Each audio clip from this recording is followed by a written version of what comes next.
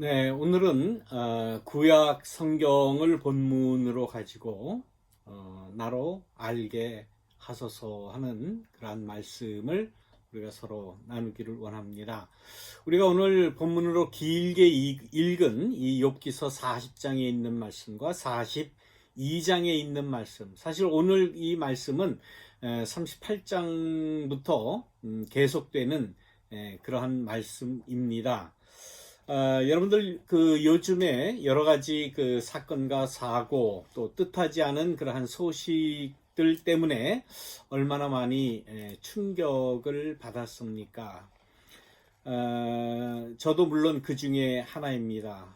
제가 한 2주간 받은 그러한 충격이라는 것은 정말 이루 말할 수 없고 머릿속이 얼마나 혼란한지 알 수 없습니다. 그 이유는 뭐 여러 가지가 있겠지만 주위에 많은 분들이 세상을 떠나는 소식을 접했다는 것입니다.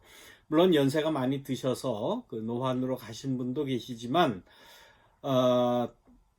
저와 이렇게 친구와 같이 지내던 그러한 친구 한 분이 뜻하지 않게 지난주 중에 하나님 품으로 가셨다는 소식을 듣고 그렇지 않아도 마음이 복잡하고 혼란한 이때인데 이루 말할 수 없는 그러한 충격과 왜 아직 젊은데 아직도 한참 더 살아가야 할 그러한 나이인데 왜 하나님께서 이렇게 데려가셨나, 왜 그런 죽음을 맞이했나, 혹시 코로나 바이러스 때문에 그런 것은 아닌가 하는 여러 가지 궁금증과 의문을 가질 수밖에 없습니다. 물론 병원에서는 갑작스러운 심장마비다 그렇게 이야기를 하지만 그것도 정확히 알 수 없는 그러한 일이었습니다. 이유를 알 수 없는 그러한 큰 일들, 특별히 이 죽음들, 이런 것을 만날 때에 우리들의 혼란함이라는 것은 이루 말할 수가 없습니다. 오늘 우리가 읽은 이 욥, 그런 여러 가지 일들이 있었기에 이 욥기서를 다시 한번 제가 생각하면서 여러분들과 말씀을 나누려고 합니다. 이 욥이라고 하는 사람은 인간이 겪을 수 있는 절망의 가장 깊은 심연을 경험한 그러한 사람일 것입니다. 이 욥은 처음에는 하나님뿐만 아니라 많은 사람에게서도 칭찬을 받던 사람입니다. 모범된 사람이에요. 이 세상 모든 사람이 다 부러움을 살 정도로 정의를 실천하고 매사를 공평하게 일 처리를 했다는 그러한 평가를 받는 사람이었습니다. 눈먼 사람에게는 눈이 되어주고 발을 저는 사람에게는 발이 되어주고 궁핍한 사람에게는 아버지가 되어주고 알지 못하는 사람에게는 하소연을 잘 살펴서 처리하고 해결해주고 고난받는 사람을 보면 함께 울어주는 사람이었고 궁핍한 사람을 보면 함께 마음 아파했던 그런 사람입니다. 모든 사람이 인정을 하는 그야말로 법 없이도 살 수 있는 흠 없는 그러한 사람이었습니다. 이 욥은 사람들에게 뿐만 아니라 하나님이 보시기에도 그렇습니다. 물론 욥기서 1장부터 쭉 우리가 보면은 사탄이라는 자가 하나님 앞에 가서 욥도 당신을 배반할 것이다. 하나님께서는 그렇지 않다. 욥은 나를 배반하지 않을 것이다. 그렇게 이야기했는데 걱정하지 마십시오. 그의 주위에 여러 가지 자기가 가지고 있는 모든 소유를 다 없애보고 그 주위에 있는 자녀들까지 다 한번 없애보십시오. 아마 분명히 하나님을 배반할 것입니다. 모든 재물 다 없어졌습니다. 10명의 자녀 다 죽었습니다. 그러나 욥은 하나님을 배반하지 않았습니다. 사탄이 하나님에게 가서 다시 이야기합니다. 그의 몸을 한번 쳐보십시오. 몸을 치면, 건강을 잃게 만들면 아마 하나님을 배반할 겁니다. 하나님께서는 좋다, 그렇게 해봐라. 그러나 그 생명은 내 마음대로 하면 안 된다. 생명은 죽이지 마라. 온몸에 악창이 났습니다. 얼마나 괴로움이 심했는지 이 욥은 자기가 태어난 날을 저주했다는 그러한 표현을 할 정도로 괴로움이 극심했습니다. 그러나 욥은 하나님을 배반하지 않았다. 우리가 잘 아는 그러한 욥에 대한 말씀입니다. 하루아침에 불행을 맞이한, 그래서 재산을 잃고 자식을 잃고 또 사회적인 명망조차 잃었을 뿐만 아니라 그 욥을 위로하기 위해서 왔다고 하는 친구들마저도 나중에는 욥을 책망하고 욥의 그 잘못을 지적을 하고, 이러한 극심한, 이 세상 어느 하나도 어느 누구도 욥을 위로하지 않는 그러한 상태였습니다. 그런데 더 이해할 수 없는 것은 그러한 고통이 닥쳤는데도 불구하고 하나님은 직접 나타나셔서 그 문제를 해결해 주시지 않았다는 사실입니다. 하나님의 침묵. 우리는 하나님을 믿고 하나님께서 모든 것을 인도해 주시고 또 우리가 부족한 것 보강해 주시고 축복으로 쏟아 부어주시는 그러한 하나님을 믿고 우리는 신앙생활을 한다라고 우리는 막연하게 이렇게 생각을 했는데, 재물 다 없어져도, 자녀들이 다 없어져도, 또 부인도 배반하고 다 도망가 버리고, 친구들도 찾아와서는 자기를 위로하기는커녕 자기를 책망하는 그러한 이 욥에게 하나님의 역사하심, 하나님의 보호하심, 병을 고쳐주신다거나 이러한 그러한 하나님의 모습도 발견하지 못했습니다.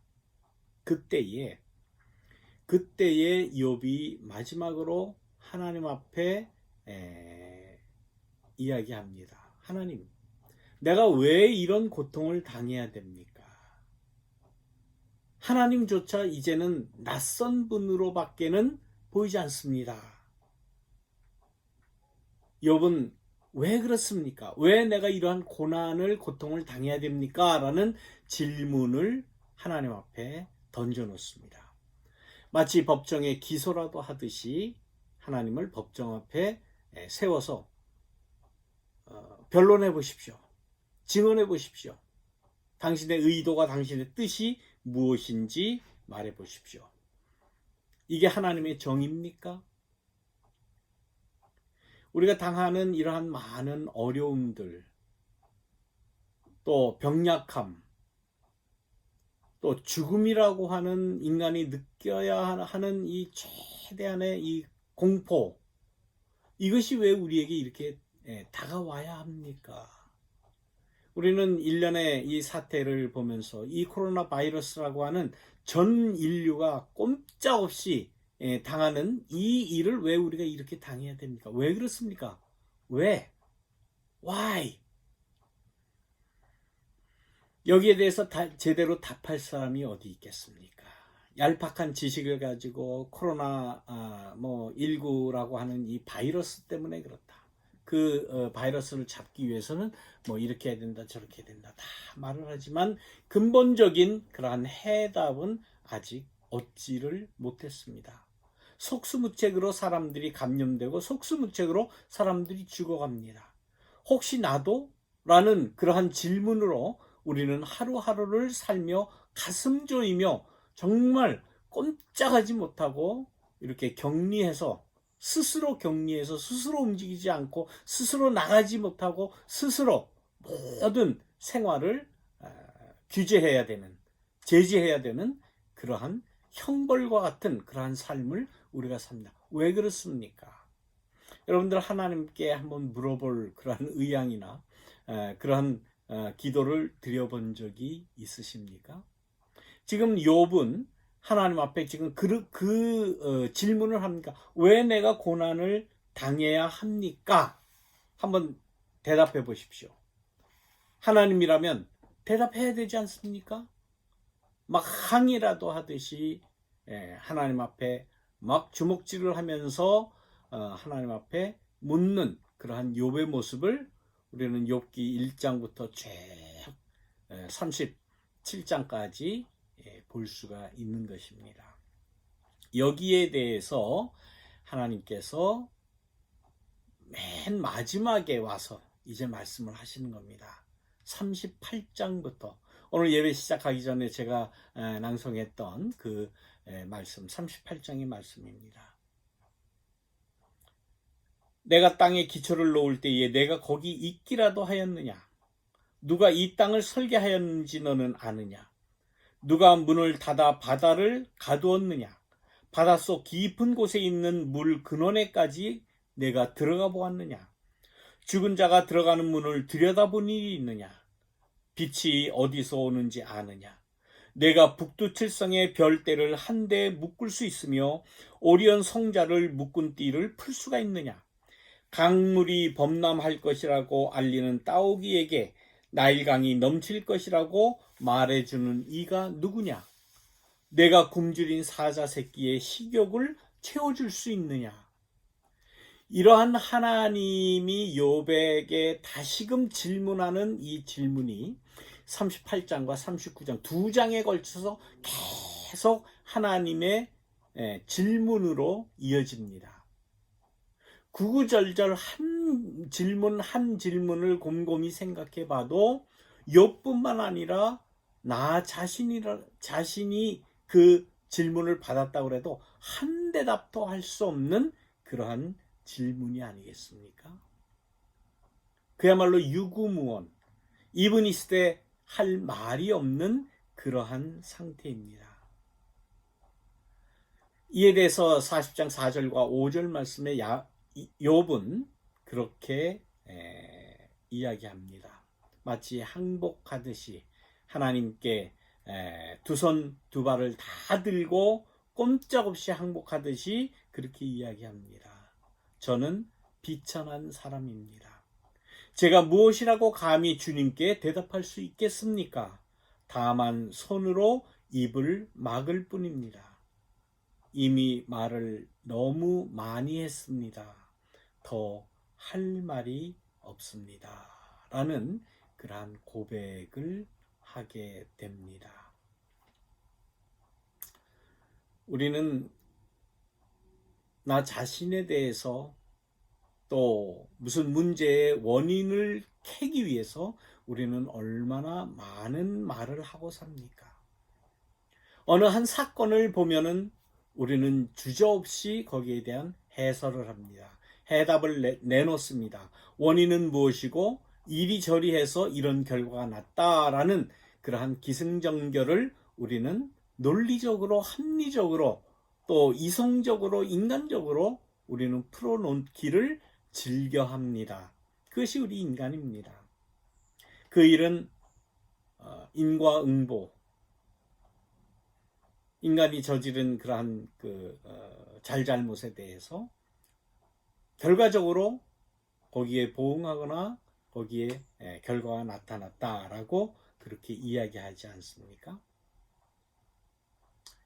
욥은 자기의 삶이 평안할 때에 하나님은 굉장히 친숙한 그런 하나님이었습니다.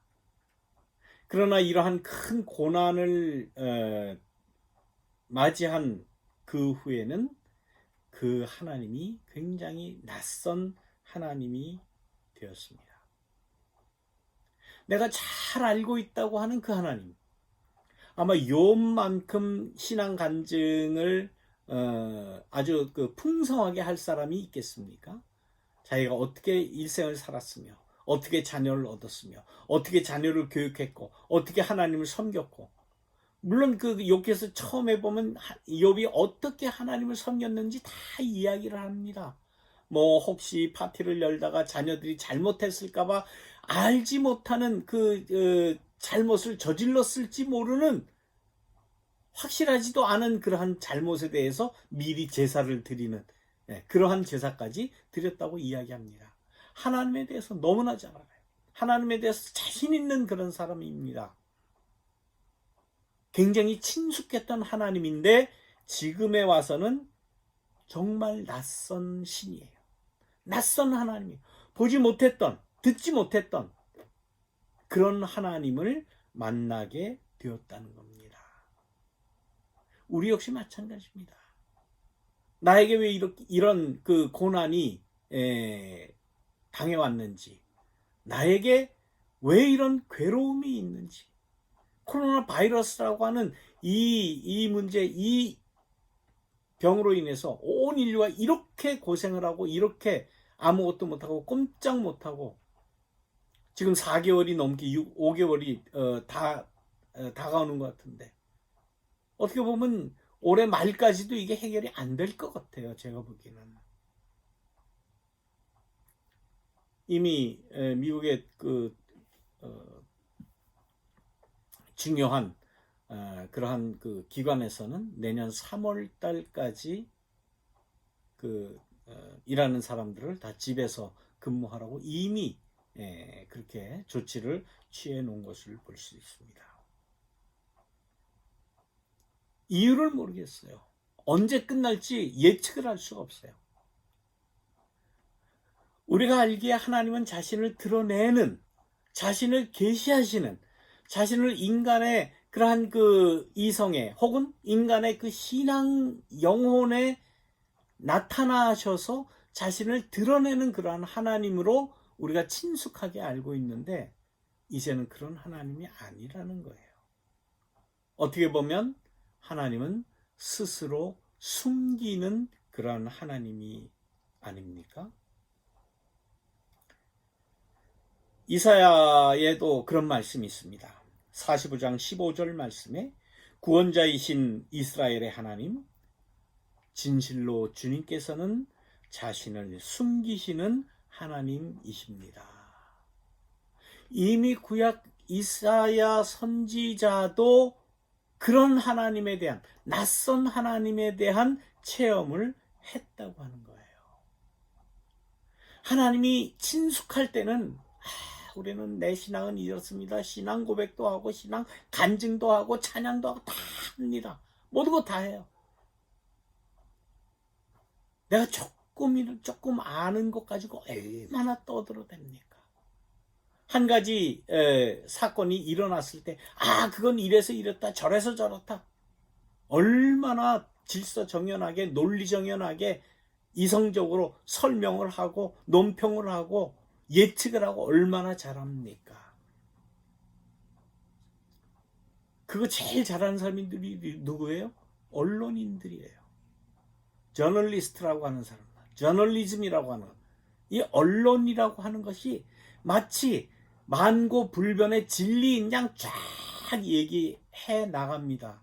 그러나 알고 보면 모순투성이에요. 거짓말투성이에요. 자기네들이 원하는 대로 자기네들이 잡은 그러한 권력을 유지시키기 위한 그러한 논리대로 마음대로 짓거려 댔던 것이 언론 아닙니까? 그래서 우리가 매스 커뮤니케이션에서 이야기하는 그 이야기를 우리는 잘 새겨 들어야 돼요. 분석해서 들어야 돼요. 여러 의견을 종합해서 나 나름대로 이제는 결단해야 돼요. 그 중에 올바른 것을 선택해야 되는 그러한 지경에 왔습니다. 모든 것이 그래요.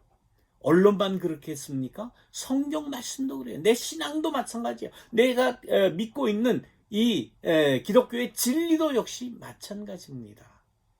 친숙할 때는 아무 문제가 없어요. 그러나 내가 고난을 당했을 때에 또 그 누군가 고난을 당할 때에는 문제가 달라진다는 사실을 우리가 깊이 기억을 해야 됩니다. 그래서 우리의 신앙은 성숙해져야 하고 우리의 믿음 또 우리가 세상을 알고 있는 지식 날마다 성숙의 단계를 밟아 나가야 되는 것입니다. 내가 고난을 당하지 않더라도 내 이웃이 내 형제가 우리 교우가 고난을 당한다면 우리는 어떤 자세를 가져야 되겠습니까? 욥이 고난을 당한다고 욥의 친구 3명이 달려왔습니다. 위로한답시고 다 좋은 말로 화려한 말로 위로의 말을 합니다. 너를 위해서 기도할게. 너를 위해서 그러면서 계속 이야기해 나가면서 결국은 나타낸 것이 뭡니까? 네가 뭔가 그래도 잘못이 있으니까 이런 고난을 당하는 것 아니냐. 네가 잘못이 있을 거야. 그 내 잘못을 내 마음속에 깊이에 있는 그 죄를 네가 회개해라. 그래야 내가 용서를 받을 수가 있고 다시 회복할 수 있고 고통에서 헤어나올 수 있다라고 이야기를 합니다. 겉으로 보면 굉장히 친숙한 것 같아요. 겉으로 보면 위로를 하는 것 같아요. 그러나 그것이 아니었습니다. 친구의 슬픔과 친구의 고통을 보고 상처에 소금을 뿌리듯이 그 아픈 부분을 다시 한번 파고 다시 고통을 주는 그러한 일들을 우리 인간들은 얼마나 많이 합니까? 신앙의 이름으로 그런 이웃의 형제의 고통을 휘벼 파는 일을 우리가 얼마나 많이 합니까? 요즘 소위 이 사람이 피해자냐, 피해 호소인이냐, 뭐 고소인이냐, 뭐 이런 것 가지고 지금 많이 한국에서는 이야기를 하는 것 같아요. 그러면서 하는 말이 2차 피해를 주지 말아야 되지 않느냐. 논리적으로는 맞는 말씀입니다. 그러나 이 사건의 일련의 모든 그 총체적인 그러한 면을 놓고 볼 때에 지금 과연 2차 피해는 누가 입었습니까? 누구에게 2차 피해를 계속 가하는 겁니까?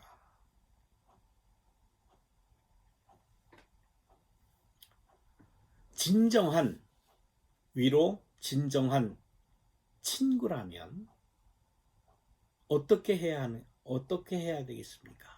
그 일을 분석을 해주고 그 일을 설명을 해주고 또 그 원인을 캐내주고 뭘 밝혀내주고 이렇게 하는 게 과연 진정한 그 친구의 모습이겠습니까? 신앙인의 모습이겠습니까? 친구의 고난에 대해서 해석을 해주는 것은 사실 필요하지 않습니다. 진정으로 필요한 건 뭐예요? 함께 아파해 주는 것 아니겠습니까? 함께 아파해 주는 것. 그래서 영어에는 compassion이라고 그렇게 하죠. compassion. 고통을 함께 지어주는 것, 함께 나눠주는 것, 그리고 곁에 함께 있어주는 것, being together 해주는 것이 진정한 우리의 신앙인의 모습이 되어야 하지 않겠습니까? 확신에 찬 그러한 예언자처럼 이건 이래서 잘못됐고 저래서 잘못됐고 네가 죄가 있으니까 네가 뭐 어떻게 했으니까 네가 죽었을 거 아니야. 네가 죄를 받았을 거 아니야. 내가 고난을 당하는 것 아니야. 소위 영적인 분별력이라고 미사여구를 써가면서 그렇게 판단하는 것은 옳지 않을 것입니다. 진정한 예수님의 그러한 삶의 그러한 모습을 우리가 볼 때에 예수님은 어떠했을까? 함께 했어요. 그와 같이 해줬어요. 고난과 어려움을 함께 해주는 모습을 보인 것 아닙니까? 우리는 나사로가 어떤 사람인지 우리는 잘 알지 못합니다. 예수님과 어떤 관계였는지 우리는 알지 못합니다. 그러나 예수님께서는 그 나사로의 죽음을 보시고 함께 눈물을 흘려주셨다라는 사실이에요. 이러한 애통함이 어디 있을까? 우리가 해야 될 것은 분석하는 것, 원인을 캐내는 것, 거기에 대해서 합리적인 그러한 잘잘못을 따져주는 것, 거기에 있지를 않습니다.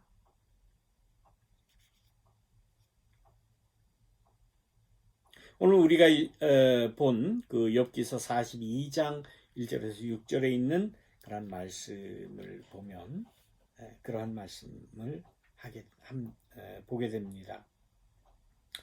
무지한 말로 이치를 가리우는 자가 누구냐? 무지한 말로 이치를 가리우는 자가 누구냐? 동양 철학의 노자의 도덕경에 보면 이러한 말이 있습니다. 치인 사천 막약색이라 하는 그런 말이 있습니다. 우리말로 이제 풀이를 하면 사람을 다스리고 하늘을 섬기는 데는 아낌만한 것이 없다라는 그런 말이 있습니다. 도덕경 59장에 나오는 말입니다. 사람을 다스리고 하늘을 섬기는 데에 아낌만한 것이 없다. 그 고통을 함께 나누면서 위로하면서 아껴주는 것, 그 일어난 고통이 정말 말할 수 없는 그러한 고통임에도 불구하고 함께 해주고 아껴주는 것이 우리가 해야 할 것이 아닙니까? 살아가는 삶의 자리가 다르다고 함부로 남을 규정하고 헐뜯고 상처내고 모욕주고 사지로 몰아넣는 일들이 우리 인간 세계에 얼마나 많습니까? 이러한 인간이 가져야 할 기본적인 그러한 예의가 사라진 이 세상에서 우리 신앙인들이 해야 할 것이 무엇입니까? 먼저는 무지한 말로 이치를 더럽히는, 어지럽게 하는 이 일을 우리가 말아야 되겠습니다. 함께 하고 함께 이해해주고 있는 그대로를 받아주는 그러한 모습이 우리의 진정한 신앙인의 모습이 아니겠습니까? 우리는 늘 입에 붙은 말로 예수께서는 죄인과 세리의 친구였다. 창기와도 함께 밥을 나누어 먹었다. 우리의 삶에서 우리의 생활에서 전혀 실천하지 않는 그러한 말을 예수님을 설명하는 가장 일반적인 그러한 말로 우리는 늘 이야기합니다. 우리는 다시 한번 그 죄인과 세리들을 영접하시고 창기와 함께 식사를 하셨던 예수님 모습을 우리가 다시 한번 기억해야 할 것입니다. 우리의 삶에서 정말 한 뼘도 안 되는 그러한 우리의 지식을 가지고 이 세상의 이치를 더럽히지 않는, 하나님의 뜻을 뭉개버리지 않는 그러한 진정한 신앙인이 되어야 할 것입니다. 예수님께서 우리 인간과 함께 하셨던 그 컴패션의 그 사랑의 마음을 이 시간 간직하는 저와 여러분이 되시기를 간절히 축원합니다. 말씀을 기억하시면서 묵상기도 드리신 후에 헌금을 위한 기도를 제가 드리도록 하겠습니다. 우리 함께 묵상기도 드리겠습니다.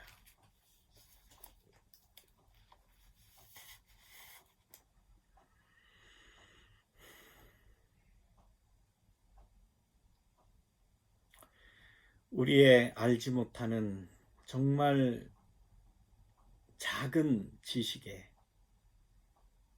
우리 자신의 부족함을 이 시간 주님 앞에 회개하며 고백합니다.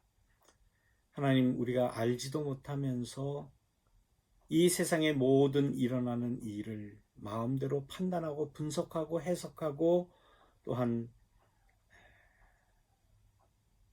정죄하는 그러한 일들이 너무나도 많이 있습니다. 하나님께서 욥에게 물어보셨던 그 수많은 질문들, 나에게 하는 질문으로 생각할 때에 하나도, 어느 것 하나도 우리는 대답할 수 없는 부족한, 어리석은, 죄악된 사람임을 주님 앞에 호소합니다. 주님 용서하시고 예수님의 그 사랑의 마음을 우리가 간직할 수 있도록, 배울 수 있도록, 실천할 수 있도록 인도하여 주시옵소서. 오늘 거룩한 주일 주님의 뜻을 받기 위하여 저희들이 이렇게 함께 모였고, 또한 우리의 정성을 주님 앞에 드립니다.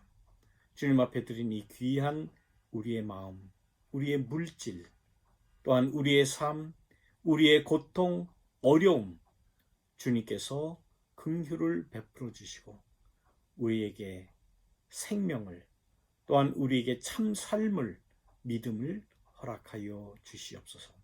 바치신 손길 위에 주님께서 은혜와 축복을 허락해 주실 것을 믿사오며 예수님의 이름으로 감사 기도 드리옵나이다.